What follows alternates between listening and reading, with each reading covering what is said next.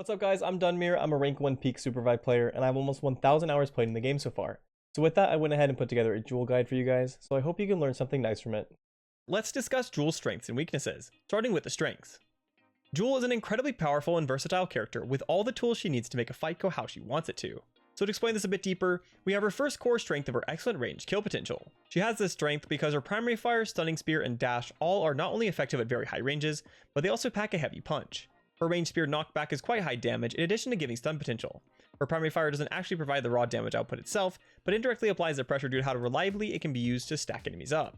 So the closer an enemy gets to being full stacked, the more they absolutely cannot be within her dash range, and her dash is simply massive in distance. This leads into her second core strength of her having the best 1v1 potential in the game.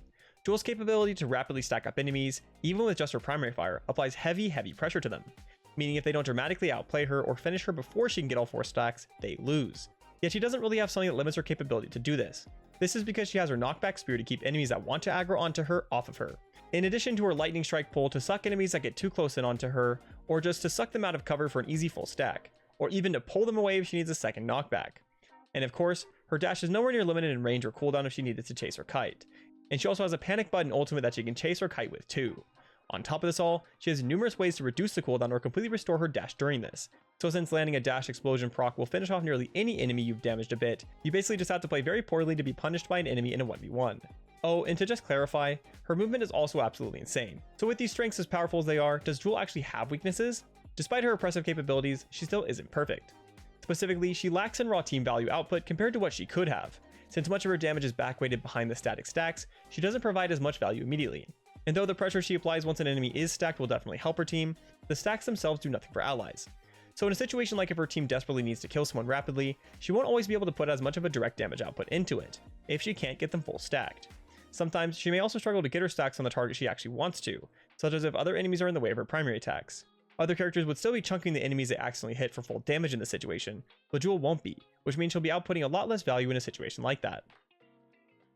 So with the strengths and weaknesses finished, let's talk about how to actually play Joule.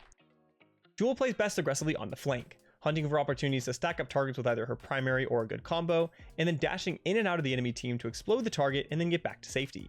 Because of the insane damage her dash will get from a full stacked enemy, she'll simply just win her fights if she doesn't force things and gets those stacks as they become available. So if she just stays alive and uses her utility to pressure enemies at range, hit them through walls, or to knock them away they engage on her, she will thrive. So with that as an overview of strategy, let's go into specifics on her abilities. Joule's primary fire is pretty simple overall, and will get great value just tagging enemies to get them stacked up, but it does have some nuances. Specifically, it has some animation canceling capabilities, meaning you can fit a primary fire in between abilities or after abilities without requiring downtime, which is very useful for getting extra stacks in. So play around this and look to use it in situations like right after a lightning spear. As for Joule's lightning spear, there are some things you need to know too. It has a sort of charge up effect, but doesn't actually increase in power with the charge, so you can just tap it to get full damage out of it. Of course, the ability also can stun enemies that it knocks back into an obstacle, but players also count as obstacles too. So if enemies are grouped up, you can line up 2 of them and spear them together for a group stun. Or you can also stun an enemy into one of your own teammates, as that will stun them too. Yet since Lightning Spear will always guarantee a lightning orb from it, you should always think about how you can use that to your advantage, such as using it on a close by enemy to get the dash you need to escape with when you didn't have it, or you could use it for a combo like using Lightning Spear with an immediate primary fire after, then dash into it and then primary fire again for full stacks that you can then pop with your dash. Now to Lightning Strike, this ability offers great crowd control utility.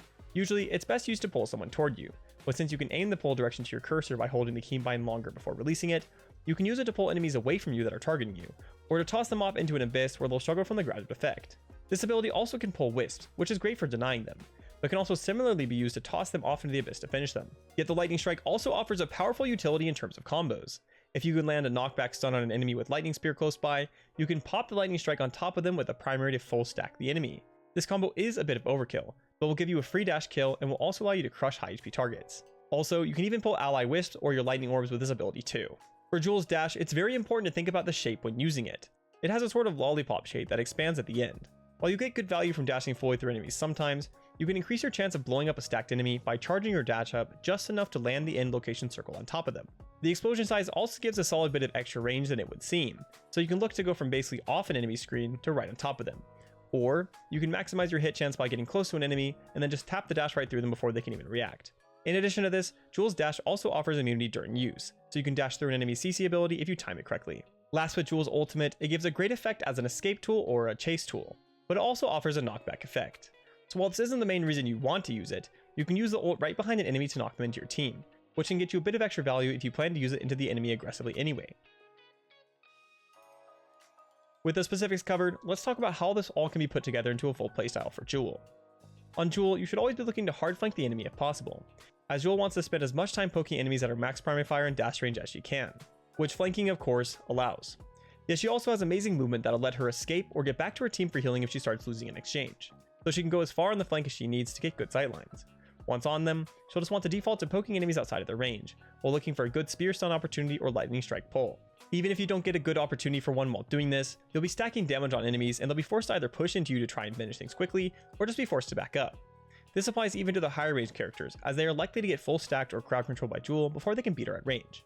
However, you should keep in mind that you'll only want to use both of your CC abilities if you guarantee a kill combo, such as landing a primary fire into spear stun that is close enough for you to land a lightning bolt pull that you could dash onto afterwards, or knocking an enemy into a place lightning strike with your knockback spear. Otherwise, you want to keep one CC to use for peeling yourself, especially if the enemy you are fighting wants to get close on you to stun you or fight you. Even if you aren't getting a full combo or a powerful stun off, you will just win over time on Joule, so you really just don't need to force anything. But instead, you should just worry about getting surprised and stunned. This is most likely to occur if you let yourself be coaxed into something like pushing an enemy hiding behind a corner or something like that. So pay very careful attention to your positioning in situations like this, such as against a character like Kingpin that will look to single or double dash slam you if you walk too close around a corner on him. However, this doesn't mean you can't contest an enemy like this though, just that you need to take precautions. Of course, this becomes much more risky if you don't have vision on the enemy, but if you do, then you have more leeway. Mostly, you just don't really want to hard push until the enemy is fully stacked or you've CC'd them. Nor do you really need to push before this, as you have multiple options you can use, like using Joule's lightning bolt to pull enemies out from cover, or to just secure the final stacks on them, or preemptively popping lightning spear as you jump around a corner, or just swinging out wide to give yourself time to reaction dash away through a stun. When an enemy is finally fully stacked though, you still won't always need to just coin flip a push into the corner. Instead, you can use your dash to end right around the corner, so you can hit an enemy if they're standing there with the ending explosion, and then easily have the option to kite back behind that corner if you missed. Alternatively, you can charge it up for a long dash and use it to slide across a corner to hit an enemy posted up on it, while also being safe far away after in case you've missed. Regardless, Joule has many tools with which to win 1v1s, so you should always be looking to take them. Just don't rush things and allow yourself to be caught by a stun. So while this is how Joule plays into solos, she will find herself fighting into groups also, or find herself forcing enemies to group up from her pressure. While she'll still want to poke at enemies with her primary attacks when they're grouped, it can often be more difficult to continuously attack the same target like this, so you should focus more on hitting crowd controls instead, either spearing enemies for stuns or landing good lightning strikes and angling the pull toward your team. You have your team to support your gameplay most of the time when playing into groups, so you can get a bunch more value if you play around your teammates' gameplay. Watch for things like an ally engaging, something like a grenade being used that will push enemies towards a certain location, or just an enemy being distracted by a teammate to predict how the enemies will move. Then, you can punish them with good lightning strikes or lightning spears, or a combo of them. Usually lightning strikes will be best in general, but lightning spears can get great value if you line up your spear target up to hit an enemy also and stun them too. But like before, you'll still want to save one of your crowd control cooldowns during this, and not position absolutely crazy close to the enemy on the flank unless you can guarantee a really good combo. As again, you'll still only really lose if you get stunned and caught out. But when you stack up an enemy or land a good CC that'll let you stack them up, you can quickly dash through it to kill them and then dash back to safety. Just whenever you look to dash a full stack target like this, you need to be careful to predict if the target will die or dash away before your dash can hit them. Because if they die or you miss, you'll find yourself struggling to escape after, now that you're standing in the middle of the team without a dash. Just in general when using dash, you should also be thinking about how you'll dash once you secure a dash reset of any kind though, as though Joule is extremely unlikely to die once she's dashed. Taking too much damage or a CC ability because you had to think about where to go after is just trolling.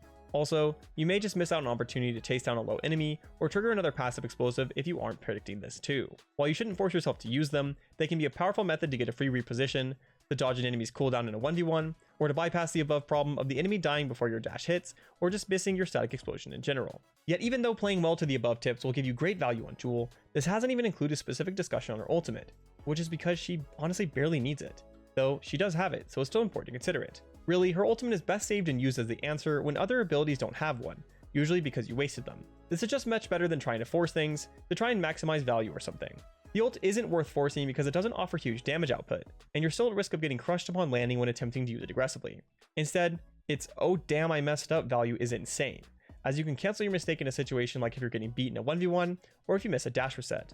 But it also just offers amazing raw movement value that can let you hard chase down an escaping enemy with insane mobility, or be the enemy escaping with insane mobility, so you can go res your team at a res beacon. So play aggressively but responsibly. Don't make yourself an easy stun, just let the enemy play themselves into you. And remember above all, that all you need to do is stack up your enemies and dash them without getting murdered right after. So think about what will happen after your dash, whether you hit them or miss them, and you'll be set for success on Joule.